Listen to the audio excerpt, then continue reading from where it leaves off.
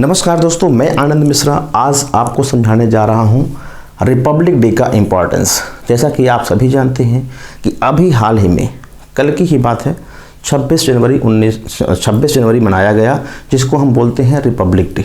लेकिन इस Republic day का मतलब अभी कई लोगों को दोस्तों पता नहीं है। ये गणतंत्र दिवस जो है क्यों मनाया जाता है, 26 जनवरी को ही क्यों मनाया जाता है।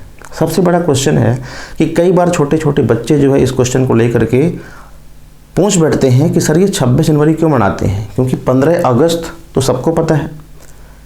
15 अगस्त में किसी को कोई डाउट नहीं है किसी भी तरह का कि 15 अगस्त हम क्यों सेलिब्रेट करते हैं। सबको पता है, बच्चे को पता है कि हम अंग्रेज़ों से आज़ाद हुए थे, अंग्रेज़ों ने हमें आज़ादी दी थी, इसलिए हम मनाते हैं क्या 15 अगस्त। लेकिन 26 जनवरी क्यों मनाते हैं, या फिर 26 जनवरी जो रिपब्लिक डे आपका है वो 26 जनवरी को ही क्यों मनाया जाता है। ये कहानी छोटे बच्चों या बड़े बूढ़ों की तो बात छोड़ दीजिए, अच्छे अच्छे नेताओं को भी नहीं पता है। जो अच्छे अच्छे नेता हैं, अपने आप को बहुत कुछ समझते हैं, उनको भी नहीं पता है ये, क्योंकि वो तो पॉलिटी पढ़े नहीं हैं, वो तो पॉलिटी का पी भी नहीं जानते हैं, तो ये क्यों जानेंगे। ठीक है, तो दोस्तों ये सारी कहानी जानने के लिए थोड़ा सा आपको इंतज़ार करना पड़ेगा। उससे पहले ये कुछ वर्ड हैं, ये 4 शब्द हैं जिनको जानना आपके लिए बहुत ज़रूरी है। अगर ये 4 शब्दों का मतलब आप नहीं जानते हैं, इसका मतलब कि ये सारी कहानी आपको समझ में नहीं आने वाली है। ठीक है, तो ये चारों शब्दों के मतलब मैं बहुत ही शॉर्ट में आपको समझाने वाला हूँ, जिसको समझने के बाद इसकी कहानी हम बाद में शुरू करते हैं। देखिए, पहला वर्ड है यहाँ पे कॉलोनी, उपनिवेश। ये उपनिवेश क्या होता है दोस्तों, पता है आपको? उपनिवेश क्या होता है? एक ऐसा देश या एक ऐसी जगह जहां पर कंट्रोल किसी दूसरे देश का होता है। मीन्स एक ऐसी जगह या एक ऐसा स्थान या एक ऐसा देश जहां पर कंट्रोल किसी दूसरे देश का होता है। और उस टाइम पे आप सभी जानते हैं कि ब्रिटेन के बहुत सारे उपनिवेश थे। ब्रिटेन के बहुत सारे क्या थे, उपनिवेश थे, और भारत भी उनमें से एक था। भारत भी ब्रिटेन का उपनिवेश ही तो था। मीन्स यहाँ पे जो भी रूल्स एंड रेगुलेशंस ब्रिटेन से बन के आएंगे, उनके आधार पर ही यहाँ की जनता पर थोपे जाएंगे वो, और उन्हीं के दायरे में रह करके यहाँ के लोगों को काम करना होता था। ठीक है, हालांकि ये सब चीज़ हम और आप केवल कल्पना कर सकते हैं, क्योंकि हमने देखा तो नहीं है, केवल पढ़ा है। ठीक है दोस्तों, एक चीज़ बताइए, अगर आपके घर का एक बच्चा कोई शराबी निकल गया, बहुत मैं टू द पॉइंट समझाने की कोशिश कर रहा हूँ आपको। अगर एक बच्चा घर का शराबी निकल गया या उसको कोई बैड हैबिट लग गई और रात में घर देर से आता है, हमेशा 11 बजे, और अगर उस पर थोड़ा सा कंट्रोल आप करना चाहते हैं ना, क्या कंट्रोल करना चाहते हैं कि बेटा टाइम से आया करो, तो वो उल्टा जवाब देना शुरू कर देता है ना। और इन्होंने किस तरह से अत्याचार किया है हम लोगों पर, या हमारे लोगों पर किस तरह से अत्याचार किया है, कितने संघर्ष के बाद ये दिन देखने को मिले हैं, इसका अगर आप सच में पैट्रियट हैं, देशभक्त हैं, तभी कल्पना कर सकते हैं, अदरवाइज आपसे कोई मतलब ही नहीं होगा। ठीक है, तो कॉलोनी क्या होती है, किसी एक कोई ऐसा जगह जहाँ पर शासन किसी और देश के नियमों के आधार पर चलते हैं यहाँ पे। ठीक है, दूसरा होता है प्रोटेक्टरेट स्टेट, संरक्षित राज्य बोलते हैं इसको।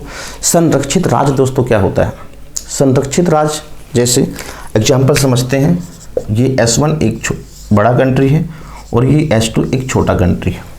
ठीक है,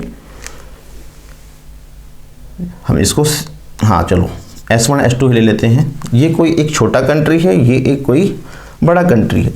तो छोटे कंट्री पे क्या होता है कि उस पर इतनी जो है क्षमता नहीं होती कि वो सारे कामकाज अपने आप से देख सके। तो फिर वो जो है कोई बड़ी कंट्री क्या कहती है कि चलो ठीक है, कोई बात नहीं, आप अपने रूल्स रेगुलेशंस बनाओ, आप अपने अकॉर्डिंग काम करो, और आपका डिफेंस और एक्सटर्नल अफेयर्स, डिफेंस मतलब क्या है कि जो भी मिलिट्री पावर है आपके यहाँ का, और जो भी विदेश नीति है, जो भी मिलिट्री पावर है और विदेश नीति है, वो मेरे हवाले कर दो, रेस्ट आप अपना काम करते रहो, वो मैं देख लूँगा।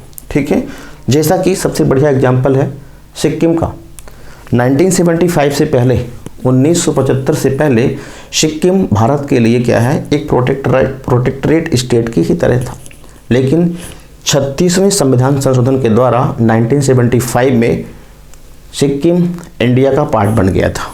ठीक है, उसका प्रोटेक्टरेट स्टेट का दर्जा खत्म हो गया था। अगला आता है दोस्तों क्या यहाँ पे, डोमिनियन स्टेट्स। डोमिनियन स्टेट्स यहाँ पे भी देखते हैं S1 और S2। यहाँ पे क्या होता है दोस्तों, यहाँ पे S2 इंडिपेंडेंट तो है, S2 एक दूसरा छोटा स्टेट्स इंडिपेंडेंट तो है, लेकिन इसका अभी खुद का राज प्रमुख नहीं होगा। इस कंट्री का खुद का अपना राज प्रमुख नहीं होगा। यहाँ पे जो राज प्रमुख आएगा वो इसी कंट्री का होगा, इसी कंट्री का होगा। जैसा कि भारत में ये सिचुएशन कब बनी थी, 15 अगस्त 1947 को, जिस दिन से आपका देश आज़ाद हो गया था, अंग्रेज़ों के चंगुल से छूट गया था, अंग्रेज़ों ने अपने चंगुल से स्वतंत्र कर दिया था हमारे भारत देश को।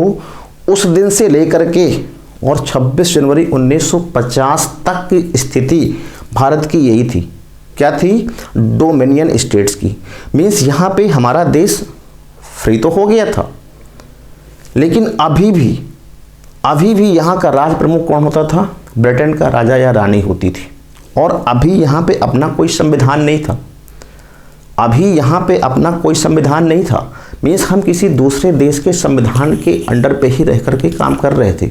और वो एक्ट कौन सा है आपका, गवर्नमेंट ऑफ इंडिया एक्ट 1935।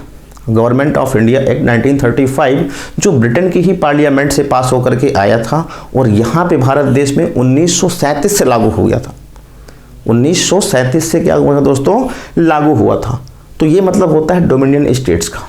इसके बाद है आपके पास sovereign state. Sovereign state, sovereign state का मतलब क्या होता है, संप्रभु राज। संप्रभु राज मतलब क्या है कि अब वो देश जो संप्रभु बन चुका है, पूरी तरह से सॉवरेनिटी को प्राप्त कर लिया है, अब उसका पावर उसकी जनता के हाथों में आ चुका है। उसका पावर उसकी जनता के हाथों में दोस्तों आ चुका है। मीन्स अब उसका खुद का राज प्रमुख होगा। अब वो राज प्रमुख किसी और कंट्री का नहीं होगा या किसी और कंट्री से चुन करके नहीं आएगा, और ना ही वो वंशानुगत शासन करेगा। जो भी होगा इलेक्ट करके उसको बनाया जाएगा। ठीक है, तो सॉवरेन का मतलब ये होता है। अब आते हैं यहाँ पे हम 15 अगस्त 1947 को आज़ादी तो हमें मिल गई थी, गवर्नमेंट ने हमें, ब्रिटिश गवर्नमेंट ने आज़ाद कर दिया था। लेकिन अभी यहाँ पे दोस्तों हमारा कोई संविधान नहीं था, हमारे अपने खुद के कॉन्स्टिट्यूशन नहीं था, हमारा खुद के जो है बने बनाए रूल्स रेगुलेशन नहीं थे। जो ब्रिटिश पार्लियामेंट से गवर्नमेंट ऑफ इंडिया एक्ट 1935 बन करके आया था, उसी के बिहाफ पर हम लोग अभी शासन यहाँ पे कर रहे थे। लेकिन जैसे ही अंग्रेज़ों ने हमें यहाँ पे आज़ाद किया या आज़ाद करने का मूड बना लिया था, उसी टाइम पे कैबिनेट मिशन यहाँ पे आया था और कैबिनेट मिशन के तहत 1946 में संविधान सभा का गठन किया गया था। 1946 में संविधान सभा का गठन किया गया था। मीन्स अंग्रेज़ों ने कह दिया था कि भाई अब तो हम आपको आज़ाद कर रहे हैं, तो आप ऐसा करो कि हमारे पैरेलल में आ जाओ, हमारे पैरेलल में अंतरिम सरकार बना के आ जाओ, तो सरकार का कामकाज सीख लो, सरकार का कामकाज सीख लो और साथ में अपना खुद का संविधान बनाओ। क्योंकि अगर अब आप आज़ाद हो गए हैं तो आपका खुद का संविधान होना चाहिए। तो ये संविधान सभा जो है आपकी 1946 में गठित की गई थी। 1946 में संविधान सभा का जैसे ही गठन हो जाता है दोस्तों, तो उसमें कुल 389 मेंबर्स थे। कितने? 389 मेंबर्स थे, जो कि डिफरेंट प्रोविंसेस से चुने गए थे। ठीक है, और ये संविधान सभा आपकी कब की है? जब आपका पार्टीशन नहीं हुआ था, इंडिया और पाकिस्तान 2 डिफरेंट स्टेट्स में डिवाइड नहीं हुए थे, उस टाइम की ये आपकी संविधान सभा है। ठीक है, लेकिन जैसे ही 1947 में आपके भारत का और पाकिस्तान 2 डोमिनियन स्टेट्स में पार्टीशन हो जाता है, तो अब ये संविधान सभा तो एक ही थी, इसके मेंबर्स डिवाइड हो जाते हैं और कुछ चले जाते हैं पाकिस्तान और कुछ बचते हैं आपके इंडिया में। तो इंडिया में कितने मेंबर्स बचते हैं दोस्तों? उसका आंसर क्या है? 299। जैसे ही पार्टीशन हो गया तो टोटल मेंबर बचते हैं 299। ठीक है, इसके बाद आपका संविधान सभा जो बनके तैयार होता है दोस्तों, कब तैयार होता है? 26 नवंबर 1949 को। संविधान आपका जो फाइनली तैयार होता है वो कब होता है? 26 नवंबर 1949 को कंप्लीटली बन करके तैयार हो जाता है। ठीक है, इसके बाद इस संविधान में 284 लोग साइन करते हैं। 284 लोग साइन करते हैं, जिसमें 8 महिलाएं थी। यहाँ पे जब गठन हुआ था तब कुल 15 महिलाएं थी और यहाँ पे अब बचती हैं कुल 8 महिलाएं। कमी क्यों आ गई? कुछ तो पाकिस्तान चली गई होंगी, बिल्कुल सही बात है। और फिर यहाँ पे 1946 और 1949 लगभग जो टाइम टोटल लगा था दोस्तों ये संविधान बनने में, 2 साल 11 महीने 18 दिन, मीन्स टोटल 12 दिन कम, 3 साल में टोटल 12 दिन कम इतना टाइम लगा था आपका संविधान बनने में। तो अब 3 महीने में कुछ मरमुरा गए होंगे, ये भी तो है ना, ठीक है। तो टोटल जो मेंबर्स बचे थे साइन करने वाले वो कितने बचे थे? 284 मेंबर्स इंक्लूडिंग 8 वुमेन्स, ठीक है। इसके बाद अब क्वेश्चन आता है कि सर जब 26 जनवरी को हमारा देश का संविधान बन गया तो हम 26 नवंबर 1949 को ही इसे लागू क्यों नहीं किए? हम इसे 26 जनवरी 1950 तक खींच के क्यों ले गए? ऐसी क्या कंडीशन थी? क्या अंग्रेजों ने रोक दिया था? नहीं, ऐसा कभी नहीं। तो उसके पीछे थोड़ा सा एक कहानी और छिपी हुई है। देखिए यहाँ पे दिसंबर 1929 में आपको पता है कि कांग्रेस के जो अधिवेशन है वो लगातार होते रहते थे हर साल, ठीक है, दिसंबर में होते थे। तो दिसंबर 1929 लाहौर अधिवेशन, लाहौर में हुआ था अधिवेशन और उसकी अध्यक्षता कर रहे थे आपके कौन? पंडित जवाहरलाल नेहरू जी ने। तो पंडित जवाहरलाल नेहरू जी ने अल्टीमेटम दिया था। किसको अल्टीमेटम दिया था? ब्रिटिश गवर्नमेंट को। ब्रिटिश गवर्नमेंट को अल्टीमेटम दिया था कि अगर आप हमें 26 जनवरी 1930 तक डोमिनियन स्टेटस का दर्जा नहीं देते हैं, अगर आप हमें 26 जनवरी 1930 तक डोमिनियन स्टेटस का दर्जा नहीं देते हैं तो इस दिन से हम अपने आप को पूर्ण स्वराज घोषित कर लेंगे और फुली स्वतंत्र माने जाएंगे, ठीक है। तो दोस्तों ये अल्टीमेटम देने के बाद हुआ क्या? वही जो होना था वो आइडियल ब्रिटिश गवर्नमेंट कहाँ मानने वाली है इतना आसानी से, ठीक है। हुआ क्या? इस डिमांड को पूरा नहीं किया गया। जब इस डिमांड को पूरा नहीं किया गया तो देखिए दिसंबर 29 में हुआ था, अब क्या जनवरी आनी थी। तो 26 जनवरी 1930 को ही रावी नदी के तट पर, 26 जनवरी 1930 को ही रावी नदी के तट पर पंडित जवाहरलाल नेहरू जी ने अपने देश का झंडा, अपना खुद का झंडा जो है वहाँ पे लहरा दिया और उसी दिन से पूर्ण स्वराज का नारा दिया था। उसी दिन जो है 26 जनवरी 1930 को पूर्ण स्वराज का नारा दिया था। और ये दिवस, पूर्ण स्वराज दिवस जो है 26 जनवरी 1930, 1931, 1932, 1933 और चलते चलते 1947, 1948, 26 जनवरी 1949, यहाँ तक आ गए 26 जनवरी 1949। इसके बाद बचा कितना? 26 जनवरी 1950, सॉरी 26 जनवरी 1950 ही तो आएगा इसके बाद।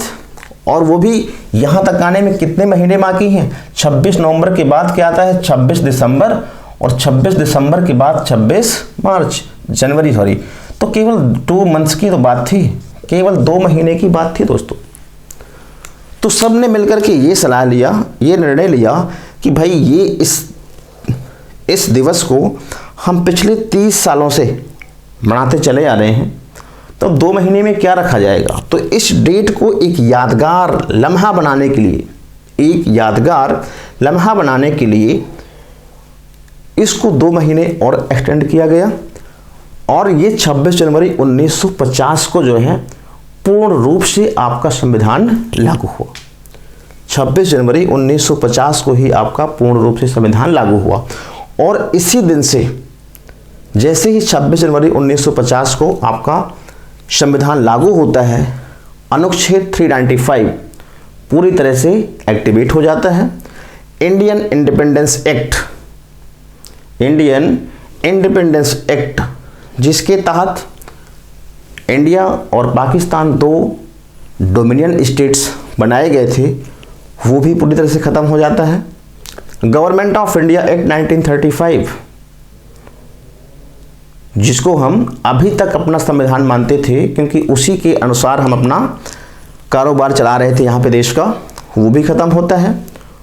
और अब आपका राष्ट्र पूर्ण संप्रभु राष्ट्र, फुली रिपब्लिक कंट्री आपकी बन जाती है।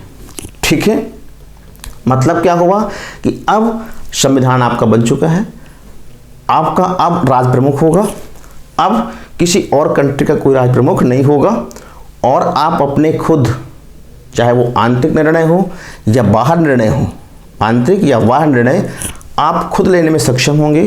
किसी और कंट्री का उस पर किसी भी तरह का कोई रोक टोक नहीं होगी। ठीक है, और सारा का सारा पावर अब आपकी जनता में होगी। मीन्स यहाँ का जो राज प्रमुख होगा दोस्तों, यहाँ का जो प्रमुख होगा, चीफ होगा, हेड ऑफ स्टेट जिसको बोलते हैं, वो अब आपकी जनता इलेक्ट करके वहाँ पे भेजेगी। डायरेक्ट भेजे या फिर इनडायरेक्ट, लेकिन उसके लिए भी इलेक्शन होगा यहाँ पे। मीन्स वंशानुगत शासन नहीं होगा। तो दोस्तों ये वजह थी जिसकी वजह से हम अपना जो गणतंत्र दिवस मनाते हैं वो 26 जनवरी को ही मनाती हैं। इवन 26 नवंबर 1949 को संविधान पूरी तरह से बनने के बाद भी हमने थोड़ा सा इसको डिले किया, 2 महीने का डिले करके 26 जनवरी 1950 तक ले गए। क्यों? क्योंकि हमें इस देश को, इस मेहनत को बर्बाद नहीं जाने देना था, इसको एक यादगार लम्हा बनाना था। ठीक है, क्योंकि इसको हम कई सालों से लगातार मनाते हुए चले जा रहे थे। तो उम्मीद करता हूँ आपको ये समझ में आया होगा। अगर दोस्तों समझ में आया तो लाइक, सब्सक्राइब और शेयर जरूर करें। Okay, thank you everyone.